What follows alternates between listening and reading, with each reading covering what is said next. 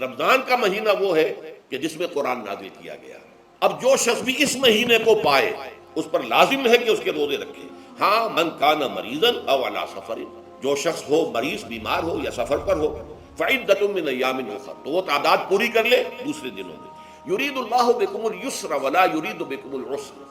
اللہ تمہارے ساتھ آسانی چاہتا ہے، سختی نہیں چاہتا. یہ اصل میں کیوں کہا ہے اس کی وجہ سمجھ لیجئے. آج بھی آپ کو اپنے ہاں ایسے لوگ مل جائیں گے جن کا تقویٰ کا تصور اتنا غلط ہو گیا ہے کہ 104 درجے کا بخار ہے، روزہ چھوڑنے کو تیار نہیں. بھلے آدمیوں، اللہ نے تمہیں ایک رخصت دی ہوئی ہے تو خام خواہ اپنے اوپر یہ شدت کیوں لے رہے؟ لیکن لیتے ہیں، روزہ چھوڑنے کو تیار، روزہ قضا نہیں کرنا. سفر پر جا رہے ہیں اور روزہ قضا کرنے کو تیار نہیں. ایک موقع پر ایک غزوے کے دوران ایسا ہوا کہ کچھ لوگوں نے روزہ رکھا ہوا تھا، لیکن وہ اتنے یوں سمجھیے مزمحل ہو گئے کہ جب پڑاؤ پر پہنچے تو جن کا روزہ نہیں تھا انہوں نے تو بڑی چاق و چوبند طریقے سے خیمے نصب کیے، سارا بندوبست کیا، اور یہ جا کر بے سود ہو کر بے ہوش ہو کر گر پڑے. تو حضور نے فرمایا ان کو دیکھ کر، لیسا من البر الصیام فی السفر، سفر میں روزہ رکھنا یہ کوئی نیکی کا کام نہیں ہے. یہ نیکی کا غلط تصور ہے کہ جو تم نے اپنے اختیار کر لیا. یہ تمہارے اندر تشدد پسندی پیدا ہو رہی ہے. دین کے احکام میں جو مقصد ہے وہ کیا ہے؟ یرید اللہ بکم اليسر ولا یرید بکم العسر. اسی پر عمل کرتے ہوئے حضور نے فرمایا ہے کہ جو بھی علماء دین ہیں یا جو رہنمایان دین ہیں ان کا کام کیا ہے؟ آپ نے فرمایا یسروا ولا تعسروا، دیکھو آسانیاں پیدا کرو، سختیاں پیدا نہ کرو. دین میں سختیاں پیدا کرنا بھی وہ اسر اور اغلال بن جاتا ہے کہ جس کو رفع کرنے کے لیے اور جس سے لوگوں کو، یہودیوں کو اور تمام اہل کتاب کو نجات دینے کے لیے اللہ تعالیٰ نے اپنے رسول محمد صلی اللہ علیہ وسلم کو بھیجا.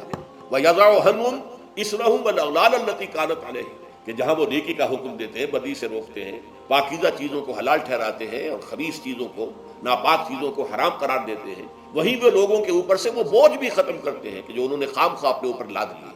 تو ان میں سے یہ بھی ہے کہ یہ نیکی کا کام نہیں ہے کہ آپ سفر میں ہیں اور روزہ رکھ رہے ہیں. یرید اللہ بکم اليسر ولا یرید بکم العسر وَلِتُكْمِلُوا الْعِدَّةَ، لیکن یہ بات واضح رہے کہ اب تمہارے لیے تعداد کو پورا کرنا لازم ہے. یہ نہیں ہے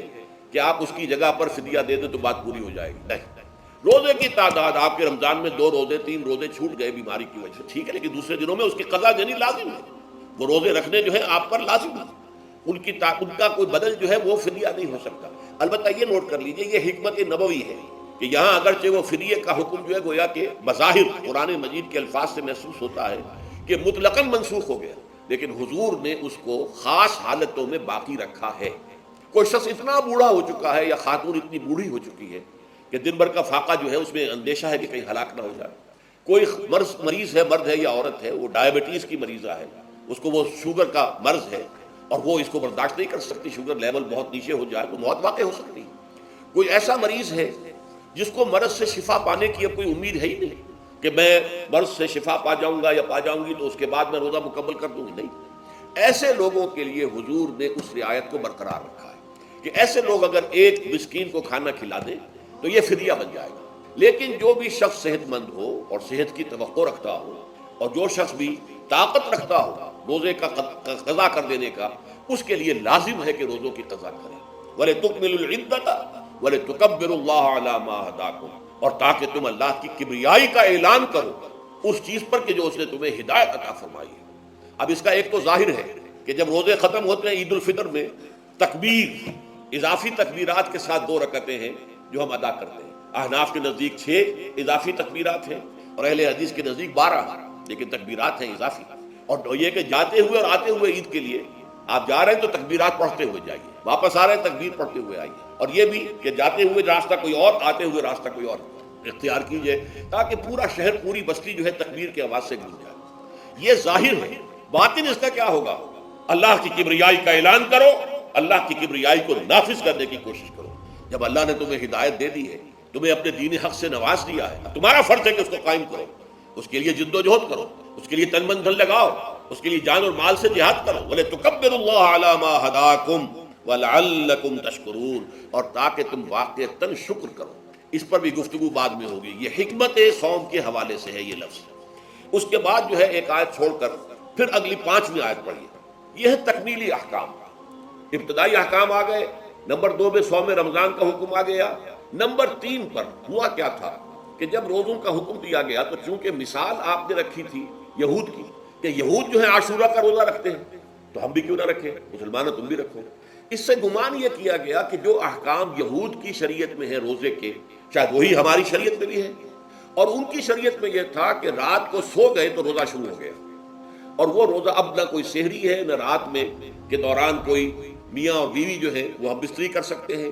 بلکہ یہ کہ وہ روزہ صبح سے لے کر پھر جب رات کے بعد صبح آئے گی، صبح سے پھر دوپہر اور شام اور غروب آفتاب پر جا کر روزہ ختم ہوگا۔ گویا کہ کم و بیش 20 گھنٹے کا روزہ یا 21 گھنٹے کا روزہ، کیونکہ اگر غروب آفتاب کے 3 گھنٹے کے بعد آدمی سو گیا تو وہاں سے جو روزہ شروع ہوا ہے تو غروب آفتاب پر اگلے روز جو ہے وہ ختم ہوگا، تو ہو جائے گا 20-21 گھنٹے کا روزہ۔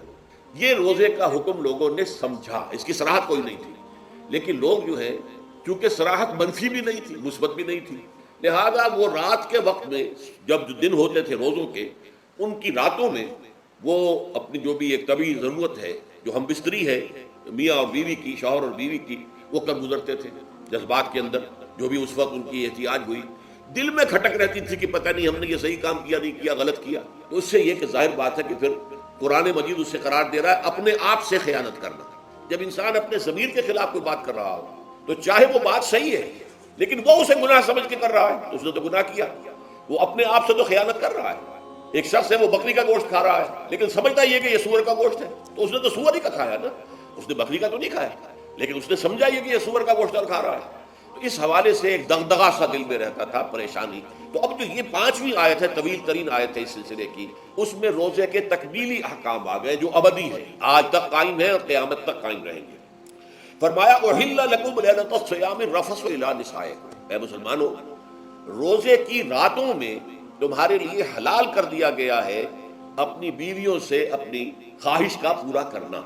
رفث الی نسائکم ہن لباس لکم وانتم لباس لہن، وہ تمہارے لیے بمنزلہ لباس ہے، جیسے لباس کے اور انسان کے بدن کے درمیان کوئی حجاب نہیں ہوتا، ایسے ہی شوہر اور بیوی کے درمیان بھی کوئی حجاب نہیں رہتا۔ ہن لباس لکم وانتم لباس لہن، اور ویسے بھی ایک معنی میں کہ جیسے لباس آپ کو گرمی کی شدت سے بچاتا ہے، ورنہ ہو سکتا ہے کہ تیز دھوپ جو ہے جو عرب میں ہوتی تھی وہ آپ کی کھالوں کو جلا دے، تو یہ حفاظت کا ایک ذریعہ بھی ہے۔ اسی طریقے سے شوہر کے لیے بیوی اپنی عفت و عصمت کو برقرار رکھنے کے لیے ایک ذریعہ ہے کہ کہیں حرام میں منہ نہ مارے، بیوی موجود ہے، حلال ذریعے سے اپنی خواہش پوری کرے، اور بیوی کے لیے شوہر اسی طریقے سے ایک ڈھال بن جاتا ہے کہ اسے خام خواہ ادھر ادھر دیکھنے کا کوئی خیال بھی کبھی نہ آئے، اس کی جو بھی نفسانی خواہش ہے اس کی شوہر پورا کر رہا ہے۔ تو اس اعتبار سے بھی ہن لباس لکم وانتم لباس لہن، علم اللہ انکم کنتم تختانون انفسکم، اللہ کے علم میں ہے کہ تم اپنے آپ سے خیانت کر رہے تھے۔ اس کی وضاحت میں پہلے کر چکا ہوں کہ دل میں یہ دغدغہ تھا کہ یہ حرام کام کر رہے ہیں، یہ گویا کہ اپنے آپ سے خیانت، اللہ سے بغاوت نہیں تھی۔ کیوں کہ اللہ تعالیٰ کی طرف سے تو حکم تمہیں معلوم تھا ہی نہیں ابھی، آیا اس کی اجازت ہے یا نہیں ہے، لیکن اپنے آپ سے تو خیانت کر رہے ہو، تم یہ سمجھ رہے تھے کہ یہ نہیں ہونا چاہیے، یہ گویا کہ ممنوع ہے اور کر رہے تھے، تو اس کو کہا کہ تم اپنے آپ سے خیانت کر رہے تھے۔ علم اللہ انکم کنتم تختانون انفسکم فتاب علیکم، تو اللہ نے تم پر اپنی رحمت اور مغفرت کے ساتھ توجہ فرمائی، یعنی جو کچھ اب تک ہو چکا ہے اسے اللہ نے معاف کر دیا، اسے صاف کر دیا، کلین سلیٹ۔ اب تمہارا جو اعمال نامہ ہے اس میں اس طرح کا اگر کوئی عمل درج ہو گیا ہے تو وہ اللہ نے صاف کر دیا ہے۔ وعفا عنکم، اور تمہیں معاف بھی کر دیا ہے۔ فالآن باشروہن، تو اب تم ان کے ساتھ جو بھی تعلق زن و شو ہے اس کو اختیار کر سکتے ہو۔ فالآن باشروہن وابتغوا ما کتب اللہ لکم، اور حاصل کرو وہ کچھ جو کچھ اللہ نے تمہارے لیے لکھ دیا ہے۔ یہ تعلق زن و شے سے دو چیزیں ہیں کہ جو مقصود ہیں، ایک تو سب جانتے ہیں اولاد،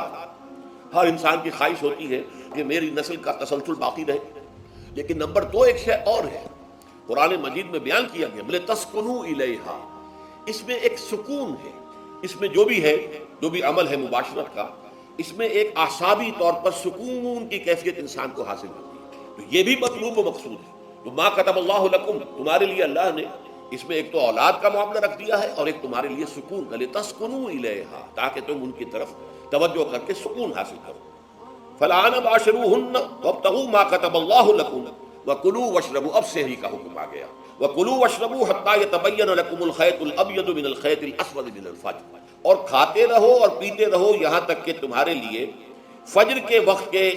اعتبار سے سفید ڈوری سیاہ ڈوری سے بالکل علیحدہ ہو جائے۔ اصل میں اس کو بعض صحابہ نے تو سمجھا کہ یہ لغوی معنی اس کے لیے لیے کہ آپ اپنے تکیے میں ایک سفید دھاگا رکھ لیا اور ایک کالا رکھ لیا، اور دیکھتے رہتے تھے جب یہ سفید اور کالا علیحدہ علیحدہ نظر آنے لگے تو پھر روزے کا رکھنے کا وقت شروع ہو چکا اور اب کھانا پینا بند کر دیا جائے۔ فرمایا گیا یہ مراد نہیں ہے، یہ جب پاؤں پھٹتی ہے تو اس کے اندر ایک سفید سی لکیر جو ہے افق کے اوپر آتی ہے، یہ ہے مراد، کہ وہ جو سفید لکیر ہے وہ ظاہر ہو جائے اور وہ رات کے اختتام کا گویا کہ ایک اعلان اور علم بن جائے۔ تو وَكُلُوا وَاشْرَبُوا، اب اس کی جو ہے بڑی تاکید کی گئی ہے، تَسَحَّرُوا فَإِنَّ فِي السَّحُورِ بَرَكَةً، سحری ضرور کیا تھا اور یہ در حقیقت برکت کا ذریعہ ہے۔ یہ بھی آپ نے فرمایا ہمارے اور یہود کے روزے کے مابین جو فرق ہے وہ سحری ہے، یہ سحری، کیونکہ روزہ جو ہے وہ فجر سے لے کر غروب آفتاب تک ہے، طلوع آفتاب سے نہیں، فجر سے، جبکہ وہ سفیدہ سحر جس کو ہم کہتے ہیں نمودار ہو جائے، طلوع آفتاب کا بھی 1.5 گھنٹے بعد ہوگا کہیں جا کے، لیکن اس وقت جو ہے روزہ شروع غروب آفتاب پر ختم۔ اس حوالے سے اس سے پہلے کھانا پینا، اور اس میں بھی فرمایا گیا کہ بعض لوگ بہت زیادہ احتیاط کرتے ہیں، وہ صحیح نہیں ہے، اس لیے کہ فجر کے لیے اذان جب دیتے تھے تو اس میں بعض حضرات ذرا جلدی کرتے تھے، حضور نے فرمایا کہ نہیں دیکھو یہ ذرا جلدی کر دیتے ہیں، اگر تم میں سے کسی کے ہاتھ میں پیالہ ہے، ابھی وہ کچھ کھا رہا ہے، اذان ہو گئی تو وہ اپنا پیالہ پورا کر لے، اس میں بھی تشدد کی ضرورت نہیں، جیسے کہ اس سے پہلے ہم پڑھ چکے یسروا ولا تعسروا یرید اللہ بکم اليسر ولا یرید بکم العسر، اللہ تمہارے ساتھ آسانی چاہتا ہے، سختی نہیں چاہتا۔ تو اسی طرح فرمایا وَكُلُوا وَاشْرَبُوا حَتَّى يَتَبَيَّنَ لَكُمُ الْخَيْطُ الْأَبْيَضُ مِنَ الْخَيْطِ الْأَسْوَدِ مِنَ الْفَجْرِ ثُمَّ أَتِمُّوا الصِّيَامَ إِلَى اللَّيْلِ، پھر اب روزے کو پورا کرو رات تک۔ إِلَى اللَّيْلِ میں پھر بڑی بحثیں ہوئی ہیں، اس لفظ کی مناسبت سے اہل تشیع اس کے قائل ہیں کہ جبکہ خوب اندھیرا ہو جائے، لیکن اہل سنت کا اجماع ہے کہ غروب آفتاب اس سے مراد ہے، اس لیے کہ آغاز رات کا غروب آفتاب کے ساتھ ہے، اور اس میں بھی احادیث کے اندر آیا ہے کہ تعجیل کرنی چاہیے۔ بعض لوگ وہی جو میں نے عرض کیا کہ تقویٰ کے تحت جو ہے جیسے کہ سفر میں بھی روزے رکھتے ہیں، یا 104 بخار کے درجے میں بھی وہ روزہ قضا کرنے کو تیار نہیں ہوتے، ایسے ہی وہ تاخیر کرتے ہیں اپنے تقوی کے حساب سے، کہیں ایسا نہ ہو، کوئی غلطی نہ ہو جائے، کہیں یہ نہ ہو جائے، کہیں وہ نہ ہو جائے، تو پھر اس کے اندر وہ افطار میں، تو آپ نے فرمایا کہ قوم جو ہے اسی وقت صحیح رہے گی جبکہ وہ افطار میں عجلت سے کام لے، یعنی سحری کے اندر بہت زیادہ جلدی کرنے کی ضرورت نہیں، اگر اذان ہو رہی ہے اس کے دوران بھی اگر کچھ کھا پی رہے ہو تو کھا پی لو، مکمل کرو۔ اسی طریقے سے افطار کے اندر جو ہے وہ تاخیر کرنے کی ضرورت نہیں، سورج کے غروب کے ساتھ افطار کر لو۔ وَلَا تُبَاشِرُوهُنَّ وَأَنْتُمْ عَاكِفُونَ فِي الْمَسَاجِدِ، ہاں اپنی بیویوں سے تم مباشرت نہ کرو، تعلق زن و شوق قائم نہ کرو جبکہ تم مسجدوں کے اندر معتکف، یہ اعتکاف کا ذکر ہو گیا۔ رمضان کے آخری عشرے میں یہ اعتکاف جو مسنون ہے کہ 21ویں شب سے شروع ہو جائے گا، یعنی 20واں روزہ ختم ہوا اس کے ساتھ یہ اعتکاف شروع ہو گیا، اور پھر اعتکاف مسنون جو ہے وہ جب تک کہ چاند نظر نہ آ جائے شوال کا، عید کا،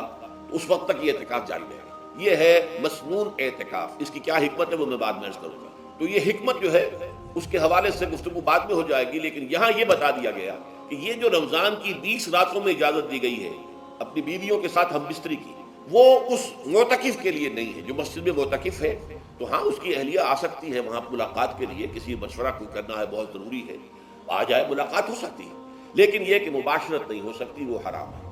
فرمایا وَلَا تُبَاشِرُوهُنَّ وَأَنْتُمْ عَاكِفُونَ فِي الْمَسَاجِدِ تِلْكَ حُدُودُ اللَّهِ، یہ اللہ کی حدود ہیں، شریعت اسلامی کی یہ حدود ہیں، فَلَا تَقْرَبُوهَا، تو ان کے قریب تک مت جاؤ۔ قرآن مجید میں اس اعتبار سے دو انداز تعبیر ہے